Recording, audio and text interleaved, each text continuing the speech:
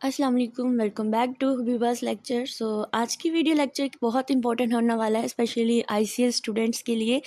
और अगर वो गुजरांवाला बोर्ड से रिलेटेड है तो यहाँ पर हम लोग डिस्कस करेंगे पास पेपर विद सोल्यूशन के साथ। यहाँ पर ग्रुप 1 और ग्रुप 2 दोनों के पेपर्स का सब्जेक्टिव पार्ट का सोल्यूशन है। ऑब्जेक्टिव पार्ट्स को हम बहुत जल्द अपलोड करेंगे। तो आज की वीडियो में आपको पता चलेगा कि आपको क्वेश्चन किस टाइप के आते हैं और इसके अलावा आपने उसको सॉल्व कितना और कैसे करना है। विदाउट टाइम वेस्टिंग हम लोग वीडियो को स्टार्ट करते हैं। बट वीडियो को स्टार्ट करने से पहले आपसे एक छोटी सी रिक्वेस्ट है, अगर आपने चैनल को सब्सक्राइब नहीं किया तो भी सब्सक्राइब कर दीजिए और बेल आइकन को प्रेस कर दीजिए ताकि आने वाली वीडियो का हर नोटिफिकेशन आपको फ्री में मिलता रहे। तो चलिए स्टार्ट करते हैं। सबसे पहले हम लोग सेक्शन 1 पे चलते हैं और एमएस एक्सेल से रिलेटेड आपके क्वेश्चंस आते हैं, जिनमें आपका सबसे पहला क्वेश्चन है write down 2 advantages of the database system. अब डेटाबेस सिस्टम के बारे में आप जानते हैं, डेटाबेस सिस्टम एक आपके पास एक ऐसा सिस्टम होता है जिसके अंदर आपके डाटा स्टोर होता है, ठीक है। और बेसिकली डेटाबेस के अंदर बहुत सारी जगहों पर आपका डाटा स्टोर होता है, कोई टेबल फॉर्मेट में होता है, कोई ट्री स्ट्रक्चर में होता है। तो यहाँ पर इसके 2 एडवांटेजेस लिखने हैं, यानी 2 फायदे लिखने हैं। सबसे पहले डेटाबेस सिस्टम का बेनिफिट ये होता है कि रिड्यूस द रिडंडेंसी, यानी कि जो डुप्लीकेशन होती है, जो चीज़ डबल हो जाती है, उससे इस चीज़ को रिड्यूस किया जाता है, कम किया जाता है। यानी कि सेम डाटा को मल्टीपल टाइम स्टोर नहीं किया जाता। अगर मल्टीपल टाइम स्टोर किया जाए तो आजकल की डेटाबेसेस ऐसी बन चुकी हैं कि वो उस चीज़ का एरर दे देती है कि ये डुप्लीकेट हो चुका है, इसको यहाँ से रिमूव कर दीजिए। इससे क्या होता है कि डाटा जब स्टोर नहीं होता मल्टीपल टाइम, तो इससे आपकी जो स्टोरेज होती है वो यहाँ पर स्पेस बन जाती है और अच्छी स्टोरेज स्टोर हो जाती है। उसके बाद डाटा शेयरिंग आता है। इसका सेकंड बेनिफिट होता है जिसमें आता है कि आप मल्टीपल यूजर्स के साथ एक्सेस लेके एक ही टाइम में डेटाबेस को शेयर कर सकते हैं, जितना भी डाटा होता है। इससे क्या होता है कि जितनी भी काम होती है, जो भी आप काम कर रहे होते हैं, उसमें एफिशिएंसी आती है, उसमें इम्प्रूवमेंट आती है।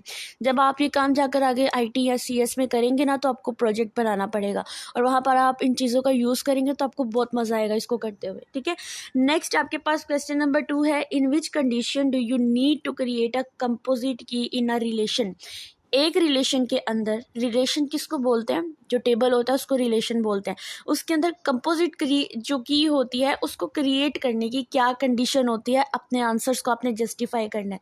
सबसे पहले आपकी जो कंपोनेंट की होती है, यहाँ पर लिखा है composite key is created when no single field column in a table can uniquely identify. यानी आपको पता है टेबल के अंदर यूनिक वैल्यूज होती हैं। यूनिकली हम किसी रो को या कॉलम को या किसी भी सेल को आइडेंटिफाई कर रहे होते हैं।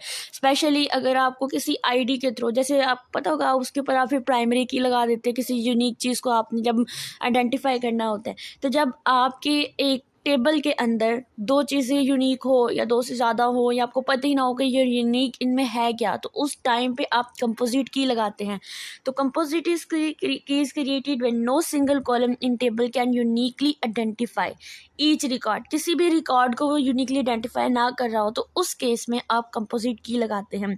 जैसे एक स्टूडेंट का टेबल है, उस स्टूडेंट के टेबल में आपको रोल नंबर तो यूनिक होता है ना, और उसका सब्जेक्ट, ठीक है, दोनों ही यूनिक है अलग अलग तरीके से, लेकिन वो एक टेबल के अंदर है, ठीक है। तो आप क्या करते हो, इनके ऊपर कंपोजिट की लगा देते हैं, जो कि इन दोनों यूनिकनेस के जो कॉम्बिनेशन होते हैं हर रो में, उसको यूनिकली आइडेंटिफाई कर रहे होते हैं, ठीक है। So we can both field together as composite key. तो जब 2 यूनिक टेबल्स के ऊपर, 2 यूनिक चीज़ों के ऊपर आप की लगा देते हो और वो जो कॉम्बिनेशन हो जाता है वो आपके पास कंपोजिट की बन जाती है। उसके बाद आपके पास नेक्स्ट क्वेश्चन नंबर 3 आता है, जो कि है व्हाट इज़ द फॉरेन की।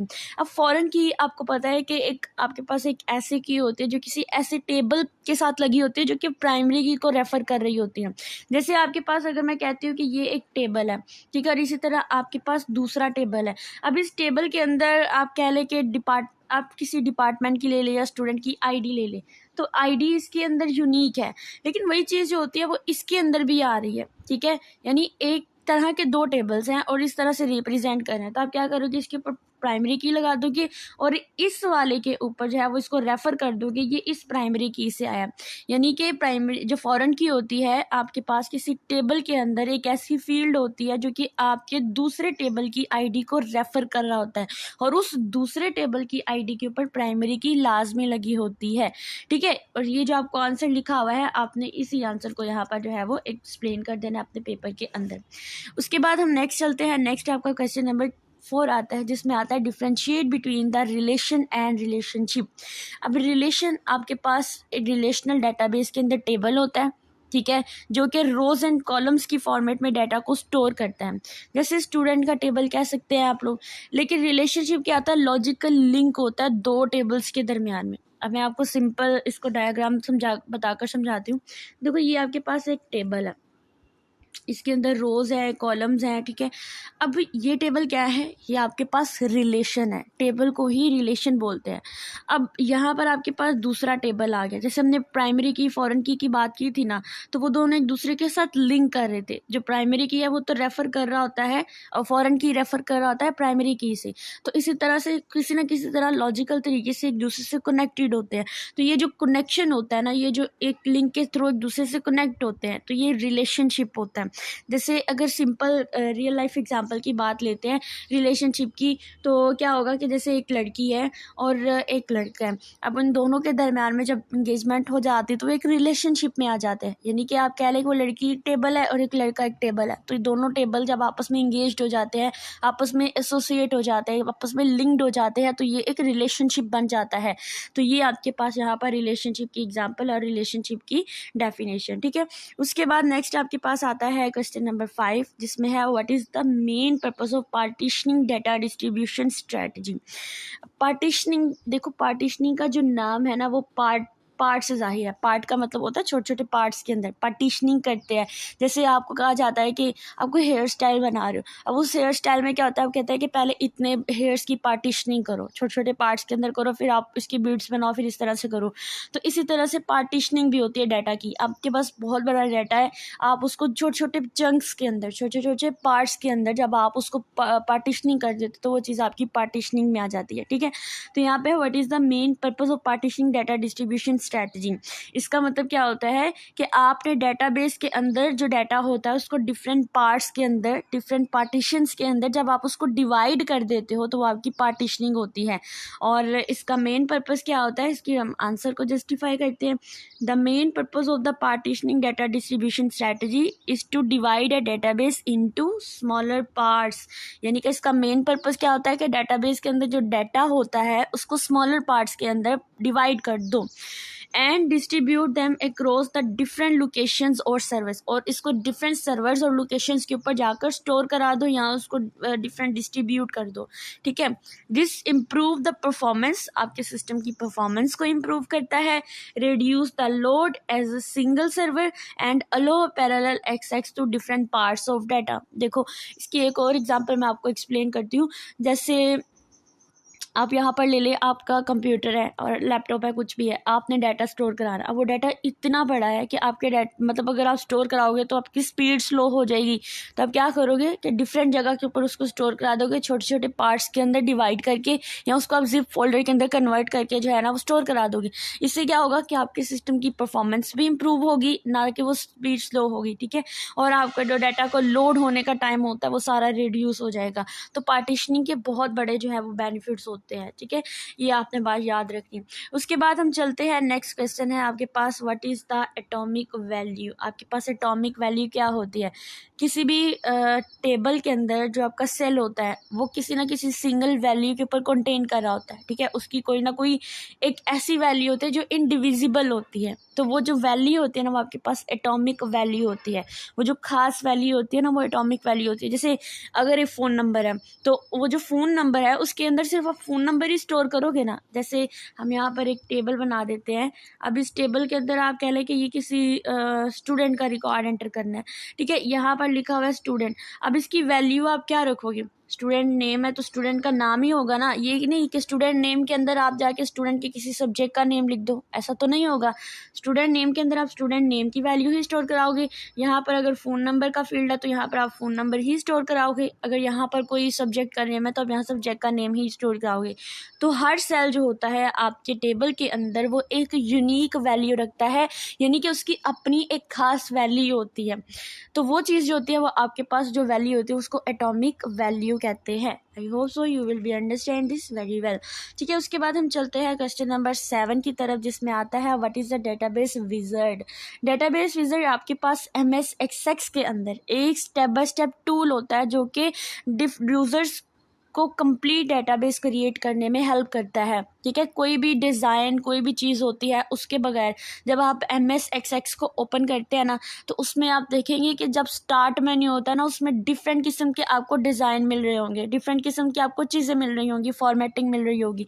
तो वो जो आप उसमें से क्विकली कोई भी चीज़ सेलेक्ट करते हो, कोई भी डेटाबेस का डिज़ाइन चूज़ करते हो ना, तो वो आपके पास डेटाबेस विज़ार्ड होता है, एक ऐसा टूल होता है जो कि यूज़र की हेल्प करता है कि वो एक कंप्लीट डेटाबेस जो है वो मैनुअली क्रिएट करने की बजाय वो ऑटोमेटिकली ही क्रिएट कर ले। ठीक है, ये यूज़र को क्या गाइड करता है, it guides the user through selecting templates. यही बात है कि जब आप टेम्पलेट को सिलेक्ट करके डायरेक्टली आप लोग अपनी डेटाबेस को क्रिएट कर सकते हैं। MS Access के अंदर मैनुअली ये होता है कि आपको फ़ाइल क्रिएट करनी पड़ती है, उसके बाद फिर आप उसका नाम सेव करते हैं, फिर आप उसको हेडिंग देते हैं, फिर आप उसके सेल्स के नाम लिखते हैं, सारी वैल्यूज़ लिखते हैं।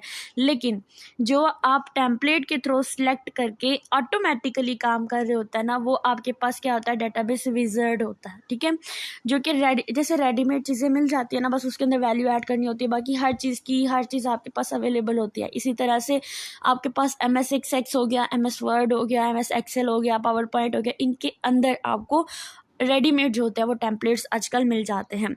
उसके बाद हमारे पास नेक्स्ट क्वेश्चन है, why are we using input masks. हम इनपुट मार्क्स का यूज़ क्यों करते हैं। अब ये भी हम लोग MS Access के अंदर ही यूज़ करते हैं। जितनी भी फील्ड्स होती हैं जिसके अंदर हमने डाटा एंटर करना होता है, उसके फॉर्मेट को कंट्रोल करने के लिए हम लोग इनपुट मार्क्स का यूज़ करते हैं। चलिए इसके आंसर को हम लोग रीड करते हैं। Input masks are used in MS Access to control the format of the data entered into a field। यानी एक फील्ड के अंदर जो आप डाटा एंटर करते हैं उसके फॉर्मेट को कंट्रोल करने का जो काम होता है ना, वो आपके पास इनपुट मास्क का होता है। देखो, डाटा इनपुट ही करना होता है ना, तो इनपुट मास्क इसलिए हम यूज़ करते हैं। दे ensure that user enter data in specific pattern. ठीक है, डाटा जो जैसे फ़ोन नंबर है तो वो सिर्फ फ़ोन नंबर ही ऐड किया जाए, ये कोई और लैंग्वेज यूज़ ना की जाए। For example, an input mask for the phone number ensure the number is entered as, इस तरह। यानी एक फॉर्मेट दिया जाता है कि आपने अपना फ़ोन इस फॉर्मेट में ही ऐड करना है, जो कि आपके बहुत सारे एरर्स को रिड्यूस करने में हेल्प करता है। उसके बाद क्वेश्चन नंबर 9 है, जो कि है differentiate between list box and combo box. इसके आंसर को रीड करना स्टार्ट करते हैं। List box display a list of item. List box एक ऐसा बॉक्स जो कि लिस्ट दिखाता है। जैसे आपकी अम्मी जो है वो शॉपिंग करने जाती हैं, वो क्या करती हैं कि वो एक लिस्ट बना लेती हैं कि हाँ मैंने ये चीज़ लेनी है, वो लिस्ट बना कर लेकर जाती हैं, और जैसे जैसे वो उनमें से लिस्ट में से चीज़ें ले जाते हैं तो उनको टिक करी जाती है, हाँ ये भी ले लिया, ये भी ले लिया, ये भी ले लिया। इस तरह से list box display a list of item and the user can select one or more item from the visible list. जो लिस्ट उस यूज़र के सामने होती है उसमें से क्या करता है कि वो आइटम सेलेक्ट करता है। ठीक है, सेम इसी तरह से जब आपकी मॉम शॉपिंग के लिए जाती हैं तो क्या करते हैं कि वो पूरी लिस्ट होती है, और उसमें से जब जैसे जैसे वो चीज़ें देखती हैं कि मैंने क्या लेना है, पहले लिस्ट देखती हैं फिर वो चीज़ को बाय कर लेती हैं। इसी तरह से लिस्ट बॉक्स आपका काम करता है। ठीक है, और लिस्ट बॉक्स के अंदर यूज़र बाद में कोई वैल्यू ऐड नहीं करता, ये चीज़ आपने याद रखनी है। ठीक है, न्यू वैल्यू ऐड नहीं करता, जो पहले से बनी होती है उसमें से ही सिलेक्ट करनी होती है। अब ये तो नहीं ना कि बाजार जाकर आपकी अम्मी वहाँ पर रुक जाएंगी और कॉपी पेंसिल पकड़कर दोबारा से एक नई लिस्ट बनाने लग जाएंगी, नई चीज़ें ऐड करेंगे, ऐसा तो नहीं करते ना। इस तरह से लिस्ट बॉक्स आपका काम करता है। उसके बाद हम बात करेंगे कॉम्बो बॉक्स। तो combo box is a combination of the text book and the list box. Combo का मतलब होता है कंबाइन करना, कॉम्बिनेशन से निकला है। तो जब आपका टेक्स्ट बॉक्स और जो आपका लिस्ट बॉक्स होता है जब वो कंबाइन कर दिया जाता है ना, तो वो आपका कॉम्बो बॉक्स बन जाता है। It show a drop down list, the user can either select from the list or type a new value directly into the box. अब यहाँ पर ये होगा, पहले लिस्ट बॉक्स में तो ये था कि सिर्फ लिस्ट बनी होती है, उसमें से हमने चीज़ें लेनी होती है जो ऑलरेडी बनाकर लेके जाते हैं। लेकिन कॉम्बो बॉक्स में होगा कि अब आपकी अम्मी अगर आपको वहाँ पे कोई नई चीज़ उनको याद आती है कि ये लिस्ट में ऐड कर लूँ, तो वो ऐड भी कर सकती हैं, वो कॉम्बो बॉक्स में चला जाता है। ठीक है, आई होप सो इस एग्जाम्पल से आपको अच्छी समझ आई होगी।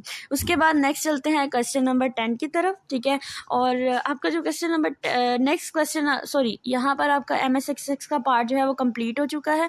ठीक है, आई होप सो कि ये कंप्लीट आपको समझ आया होगा। ये पार्ट 1 था वीडियो का, और पार्ट 2 के लिए आप मुझे कमेंट करें। इंशाल्लाह बहुत जल्द सी लैंग्वेज के अंदर आपका पार्ट 2 है, और वो इंशाल्लाह आपको कल तक अपलोड हो जाएगा।